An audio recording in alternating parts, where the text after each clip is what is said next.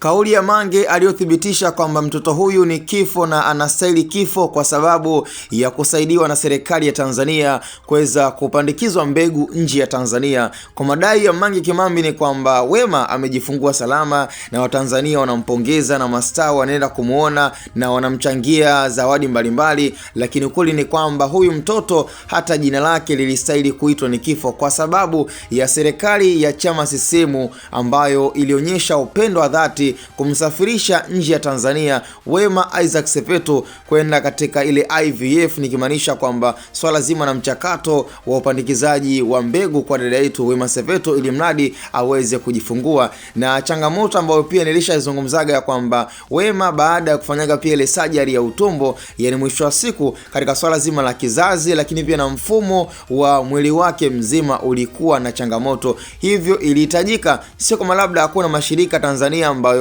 yanahusiana pia na swala zima la kuweza kupandikiza mbegu, hapana, lakini shida ilikuwa ni nyingi sana kiasi kwamba yani kuna baadhi ya mambo ambayo yasingeweza kufanyika hapa nchini Tanzania. Kwa hiyo ilihitajika pia aweze kwenda kwenye taasisi ambayo ni kubwa na yenye uzoefu. Hivyo kwa mrejesho na madai ya Mange, anazungumza kwamba kuna pesa nyingi zilitumika ambazo zilitoka ndani ya serikali ili mradi kumsafirisha Wema kwenda nje ya bara la Afrika na kufanyiwa haya yote, na mpaka dakika hiyo ikafikia hatua ya kwamba matibabu yote lakini pia na gharama zote zilikuwa chini ya serikali ya Tanzania. Ndio maana Mange mpaka dakika hii ameendelea kumlaani mtoto na akidai ya kwamba huyu ni kifo na muda wote atakufa tu. Yani kama damu za Watanzania zilimwagika mwaka jana 2025 Oktoba 29, anaamini ya kwamba lolote ambalo litamtokea huyu mtoto basi anastahili kabisa kuitwa kifo. Lakini jamani wa Tanzania, twende mbele turudi nyuma.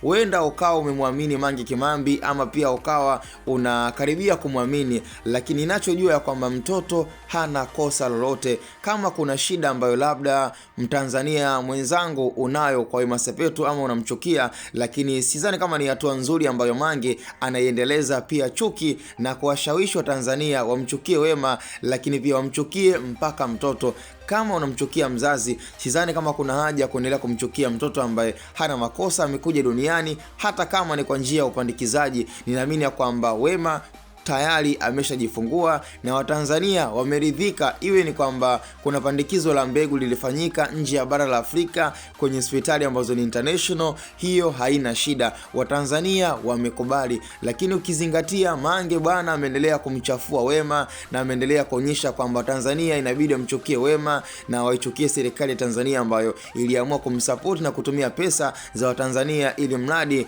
Wema Sepetu aweze kuwa na mtoto, licha ya kwamba pia alikuwa na shida ya muda mrefu.